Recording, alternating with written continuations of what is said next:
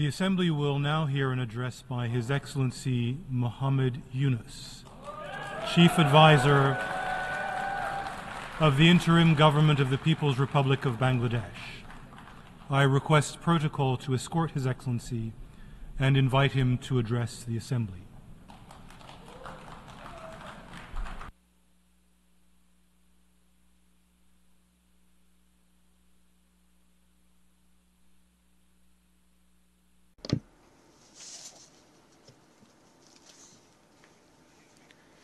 Bismillahirrahmanirrahim. Mr. President,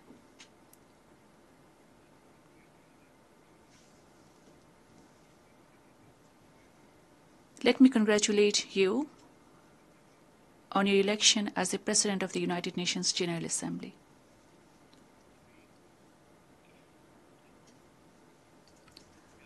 I would like to assure you of Bangladesh delegation's full cooperation throughout the session.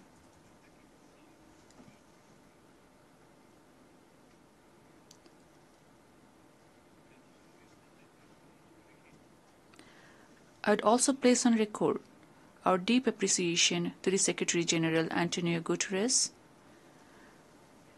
for his unwavering commitment to deliver on the UN mandates and address the global challenges.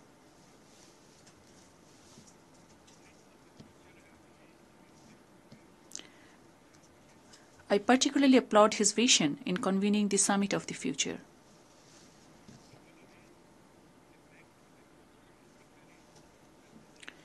The Pact for the Future and the Declaration on Future Generations could help in setting pathways beyond Agenda 2030.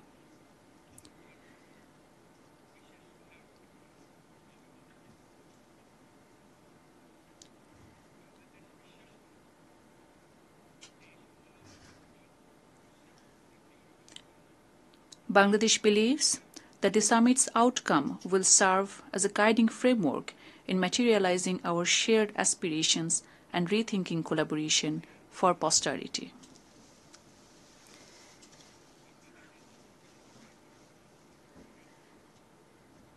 I stand in this Parliament of Nations thanks to an epochal transformation that Bangladesh witnessed this July and August.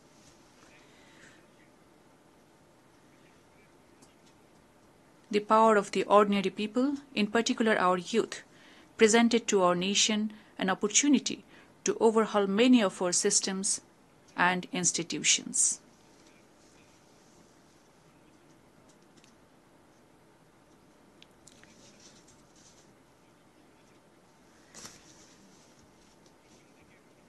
The uprising led by the students and youth was initially aimed at ending discrimination. Progressively, the movement evolved into a people's movement. The world eventually saw how people at large stood against autocracy, oppression, discrimination, injustice, and corruption, both on the streets and online.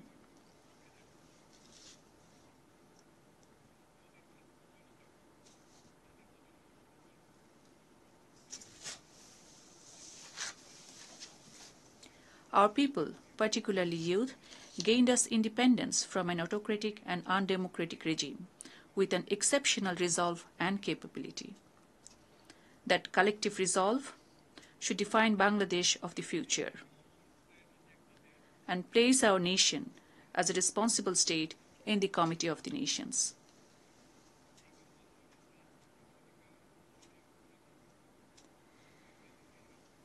This was indeed a movement that primarily brought together people who were long left in politics and development,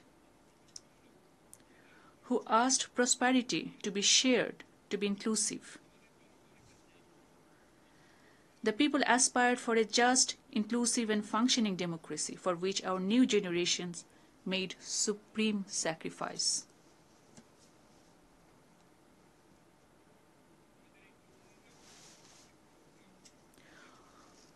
We were moved by the wisdom, courage, and conviction our youth showed. Even braving bullets bare chest.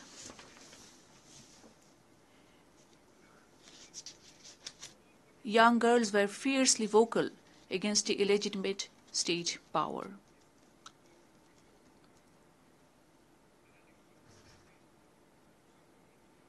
School-going teenagers laid down their lives. Hundreds lost their eyes forever. Mothers, day laborers, and scores of people across cities lent their shoulders for their children.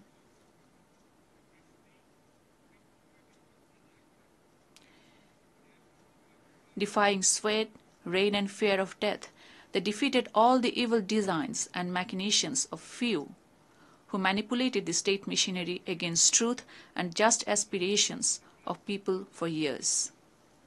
The People's Movement left an estimated over 800 martyrs in the hands of the autocratic regime. Bangladesh was born because of her people's profound belief in liberalism, pluralism, and secularism. Decades later, our Generation Z is making us revisit and reimagine the very values that our people stood for back in 1971, as our people also did in 1952 to defend our mother language, Bangla.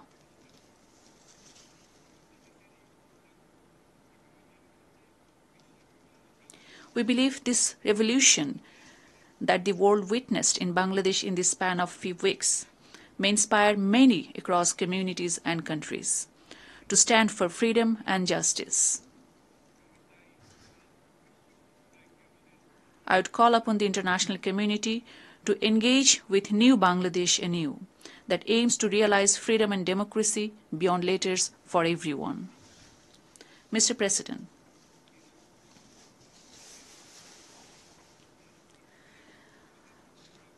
our youth and people together entrusted me and my colleagues in the Council with enormous responsibilities to reconstruct a decaying state apparatus.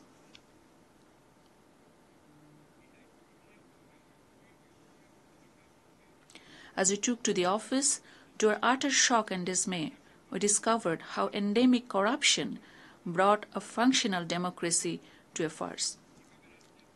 How key institutions were ruthlessly politicized. How public coffers were reduced to rubble. How oligarchs took over business.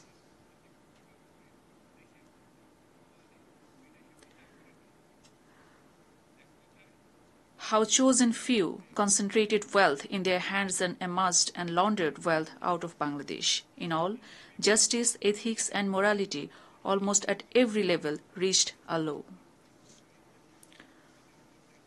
Under such circumstances, we were asked to rebuild Bangladesh and re-establish the country that our people aspire to see. To correct the ills of the past as also to build a competitive and agile economy and a just society. In a drastically changed scenario, all political parties are now free to voice their views and opinions.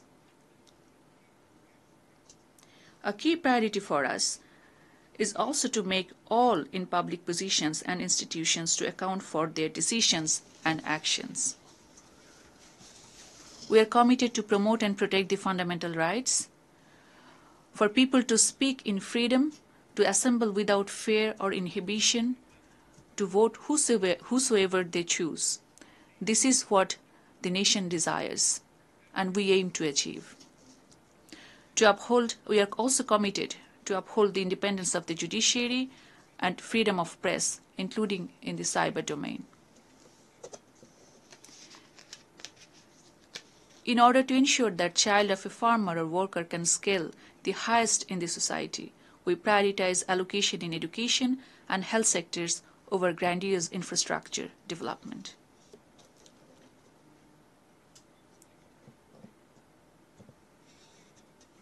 We also aim at ensuring good governance across all sectors. I wish to assure that our government shall adhere to all international, regional, and bilateral instruments that Bangladesh is party to. Bangladesh will continue to remain an active proponent of multilateralism with the UN at the core. Bangladesh is open to nurture friendly relations with all countries based on mutual respect, upholding our dignity and pride and shared interests. Mr. President, in the last 7 weeks, the government has initiated several actions. At our request, the UN High Commissioner for Human Rights has dispatched a fact-finding mission to investigate into the gross human rights violations during the People's Movement and to suggest for sustainable course correction. That mission has already started work on the ground in Bangladesh. I wish to register my deep appreciation to the High Commissioner, Volker Turk. We have acceded to the International Convention for Protection of All Persons from Enforced Disappearance within 2 weeks in office.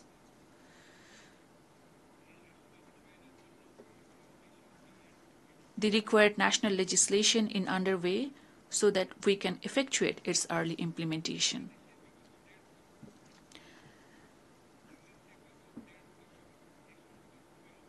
An inquiry commission has started investigating into all the cases of enforced disappearances reported during the past decade and a half. In order to restore people's trust and confidence and to ensure that the tragic past never recur in future Bangladesh, we have initiated reforms in certain prioritized sectors. In that direction, we launched independent commissions to reform electoral system, constitution, judicial reform, civil administration, law and order sectors.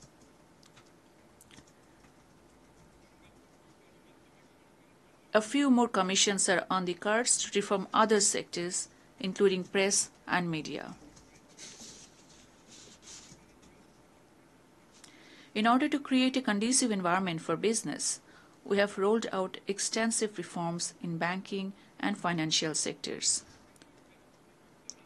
We affirm not to let any foreign business interest to be affected. Beyond rhetoric and numbers, we aim to establish effective safeguard mechanisms to ensure the sustainability of these reforms and create an enabling environment towards conduct of full, free, fair and participatory elections. I would therefore call on the international community to continue and deepen engagements with Bangladesh in meeting our people's quest for democracy, rule of law, equality, prosperity, so that we can emerge as a just and inclusive democratic society. Mr. President, Bangladesh feels that maintaining peace and addressing conflicts is central to people's progress. During the recent revolution, our valiant armed forces have once again shown their commitment to peace by standing firmly with the people in fulfilling their aspirations for freedom during a most difficult time in our history. This was possible thanks to our commitment to peace, place human rights at the core of peacekeeping. Bangladesh remains equally committed to peace building from the inception of the UN Peacebuilding Commission.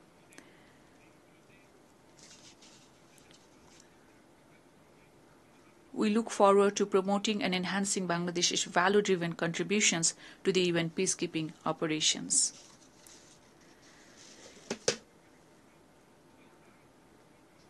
As the third largest troop contributing country, our peacekeepers had served across 63 missions in 43 countries to date.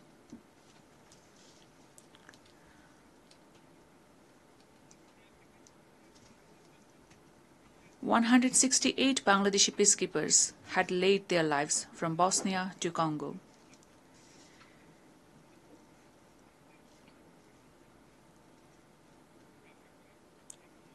We do hope that Bangladesh Defence Forces would continue to be called upon in the future UN peace operations, regardless of the challenges or circumstances.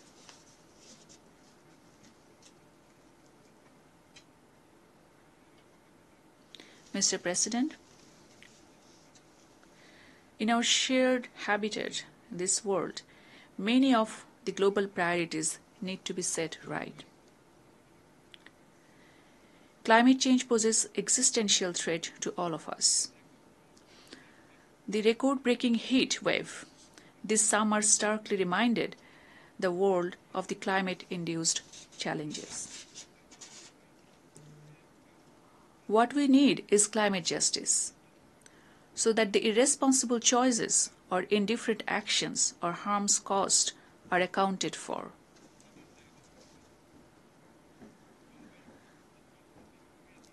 Long-term damages leave irreparable damages all around. We are losing biodiversity, changing pathogens leading to newer diseases. Farming is under stress, shrinking water threatening habitat. Rising sea level and salinity decimating ecosystems. The damages in terms of rising intensity and frequency of cyclones or floods can hardly be ignored. The climate risks are faced far deeper by our small farmers and artisanal livelihood holders. As I speak, over 5 million people witnessed a most devastating flood in their living memory in eastern Bangladesh. Yet Secretary General Guterres showed that under the current trajectory, the world is heading for a plus 2.7 degrees centigrade scenario.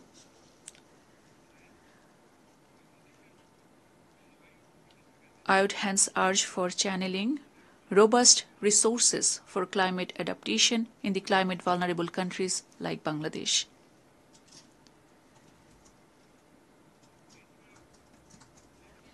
It is moreover crucial to operationalize loss and damage fund by leveraging innovative solutions and additional finance. We equally need access to technologies and increased capacity.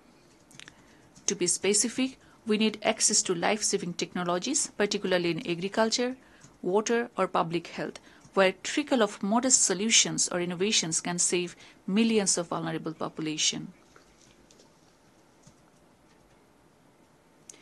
Tackling climate crisis has to go hand in hand in getting global economy in order as well. The world is increasingly focused on decarbonization. In order for such a shift to be beneficial to majority of global population, the transformative vision of a net zero world has to redeem for countries like Bangladesh. Else, we risk falling short on our pledge to shared prosperity through shared responsibility.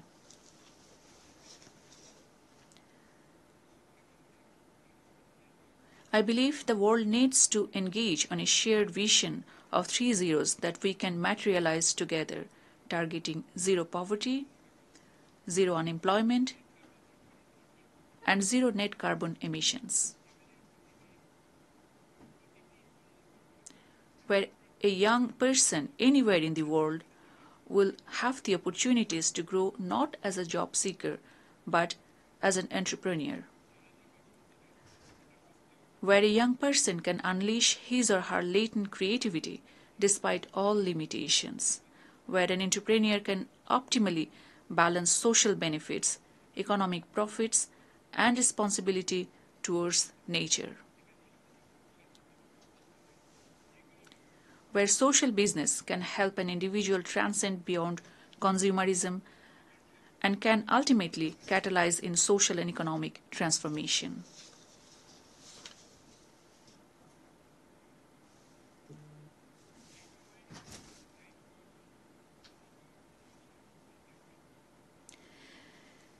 Time demands new attitudes, new values, new compacts across communities and countries, across developed and developing countries alike, across all actors and stakeholders.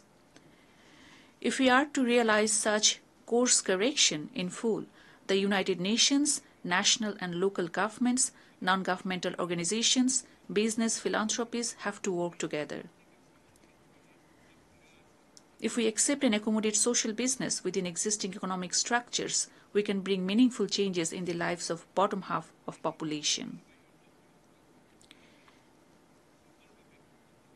If we can realistically position social business, we can stem much of climate insensitive distortions within the existing market economy. I would like to invite the attention of the Secretary General Antonio Guterres on that score. Mr. President, in a world of polycrisis, wars and conflicts are leading to erosion of rights and widespread abuses.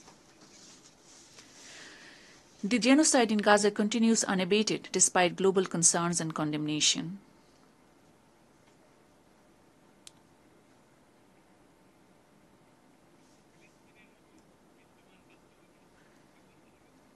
The situation in Palestine just does not concern the Arabs or the Muslims at large, rather the entire humanity.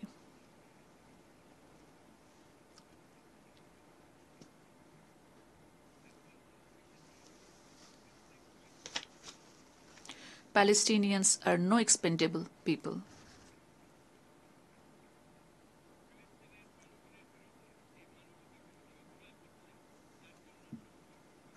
All those responsible for the crimes against humanity against the Palestinian people must be held accountable.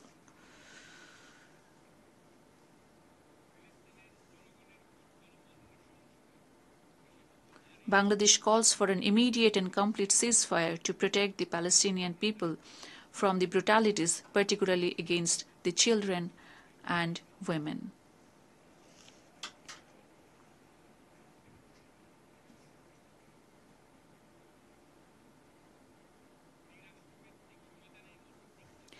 International community, including the UN, needs to act in earnest to implement the two-state solution that remains the only path to bring lasting peace in the Middle East.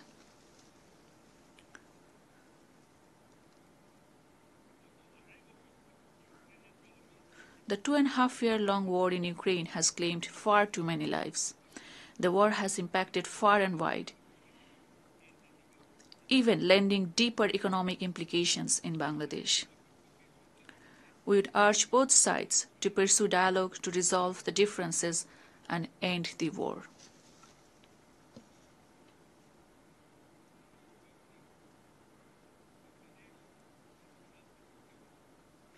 Mr. President, 7 years on, Bangladesh has been hosting 1.2 million Rohingyas on humanitarian ground, incurring significant social, economic, environmental costs. The protracted crisis in Myanmar also poses growing risks with national and regional security implications for Bangladesh, both in traditional and non-traditional terms. We remain committed to supporting the forcibly displaced Rohingyas from Myanmar in Bangladesh. We need continued support of the international community towards the Rohingyas in carrying out the humanitarian operations and their sustainable repatriation.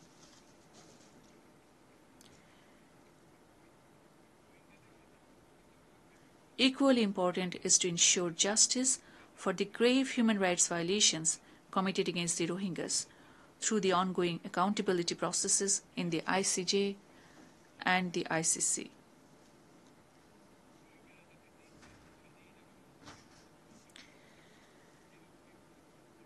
We recognize and appreciate the efforts of the Secretary General and the United Nations system in creating a conducive environment for Rohingyas so that they can lead a free and dignified life.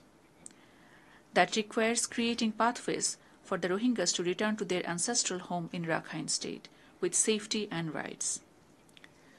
Looking at the evolving ground situation in Myanmar, Bangladesh is ready to work with the international community to create an environment for dignified and sustainable return of the Rohingyas to their homeland.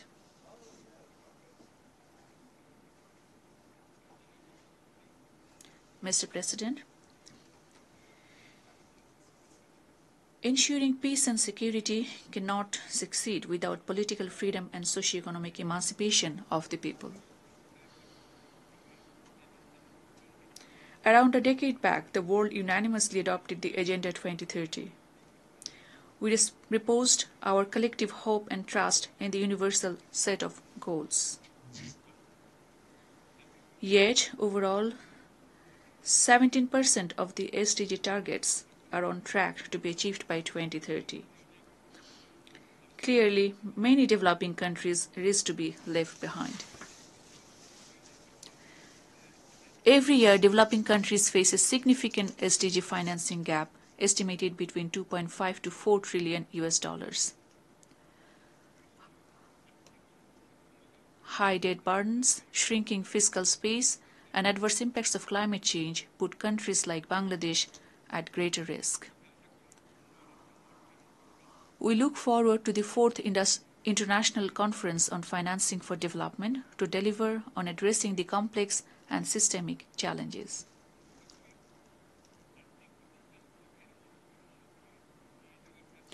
The multilateral financing institutions have to be driven by a vision where wealth and opportunities can be accessed by all, that they rightfully place social business within respective programs, that they duly address the circumstances in the low-income countries, that they promote entrepreneurship and encourage creativity of individuals, that they support the dispossessed.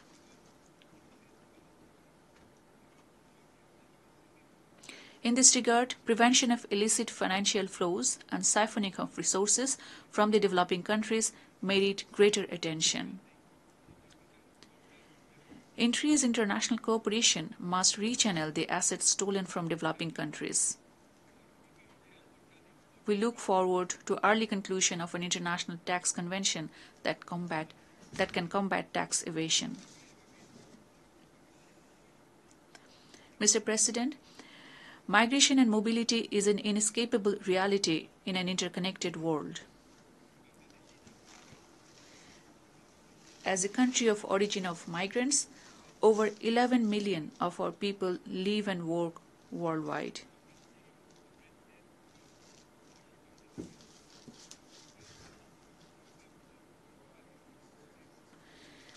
In order for migration to be beneficial for all, we have to create pathways for safe, orderly, regular, and responsible migration and mobility of people. The international community has to ensure full respect for human rights and end inhuman treatment of migrants, regardless of their migration status. While Bangladesh remains committed to the full implementation of the Global Compact on Migration, our government is also committed to curb unsafe migration. Mr. President,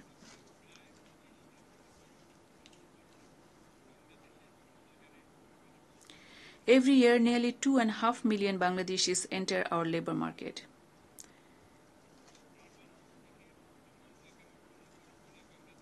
In a large population where nearly 2/3 is young, Bangladesh is challenged to make learning suited to meet the needs of today and tomorrow. Yet we see the world of work is changing, where a young person has to adapt constantly, reskill, adopt newer attitudes. As Bangladesh is set to graduate as a middle-income country, we reckon the vital need to secure ourselves in terms of learning and technology. Let me speak about artificial intelligence. We are particularly enthused with the emergence of artificial intelligence tools and applications. Our youth are excited with the prospect of first unfolding generative AI. They aspire to walk and work as global citizens. The world needs to ensure that no youth in countries like Bangladesh get left behind in meaningfully reaping benefits of the AI-led transformation. The world simultaneously needs to ensure that the development of artificial intelligence does not diminish the scope or demand for human labor.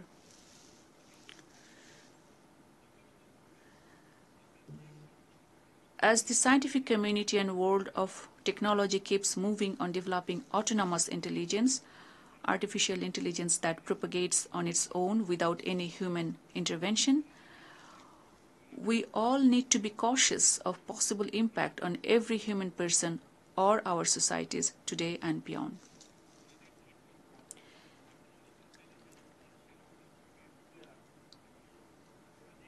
We believe that autonomous intelligence, unless autonomous intelligence develops in a responsible manner, it can pose existential threat to human existence. Mr. President, we need newer forms of collaboration where global business and knowledge holders connect to people's needs. International cooperation should create space for developing countries in ways that can bring transformative applications or solutions for jobs, endemic socioeconomic challenges, or livelihoods. Uniting our efforts, capacities, and resources is increasingly crucial for us to leverage collective strengths, innovate, and foster growth. The challenges we face in economic development, climate resilience, or social development have to be addressed with common endeavors. In that context, South-South and triangular cooperation can help us given our unique social and economic circumstances. It is also a growing necessity for the Global South to make our voices heard. In shaping and steering the global agenda, the Global South merits equal space and focus.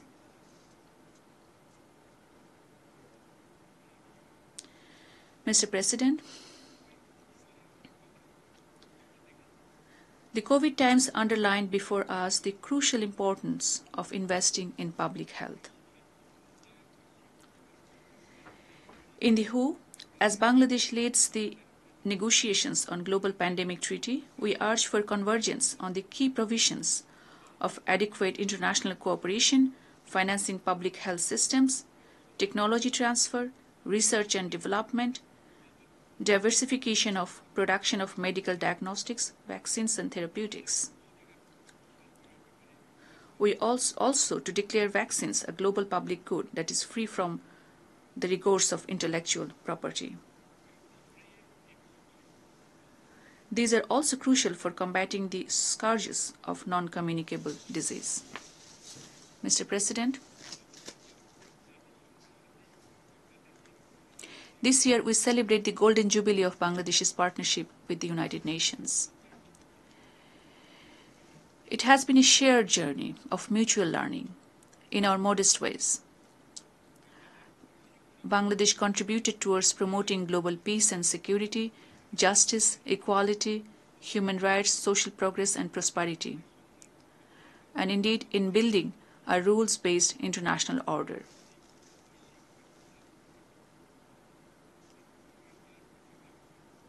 For instance, I recall the microcredit resolution and the Friends of Microcredit that was formed in the UN General Assembly back in 1999 with exceeding spontaneity. The United Nations declared 2005 as the year of microcredit. That resulted in global reach of microcredit. The Annual General Assembly resolution on culture of peace since 2001, or the Resolution 1325 in the Security Council on Women, Peace and Security may be worth recalling as well.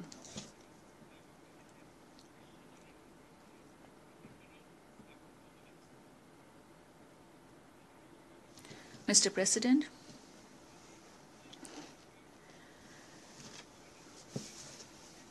as the Great Hall reverberates with crying call for peace, security, justice, inclusivity, and equitable distribution of wealth, as states, we need to reflect on how we embolden men and women today, create space for them to grow as entrepreneurs of tomorrow.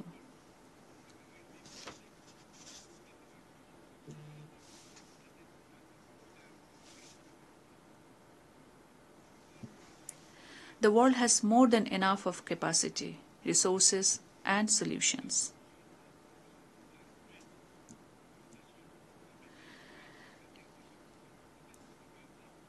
Let us redeem all the pledges we made nationally and internationally. Let us work together to end all forms of inequality and discrimination within and among nations, especially in advancing the proposition of social business in our economic interactions. The youth in Bangladesh have showed that upholding freedom, dignity and rights of people, regardless of distinction and status, cannot just remain aspirational. It is just what everybody deserves.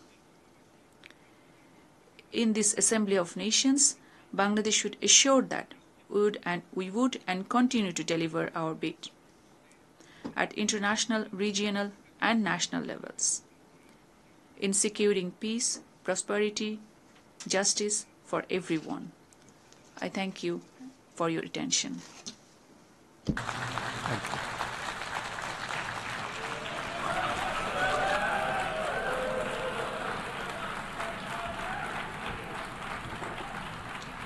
On behalf of the Assembly, I wish to thank the Chief Advisor of the Interim Government of the People's Republic of Bangladesh. The Assembly will now hear an address by His Excellency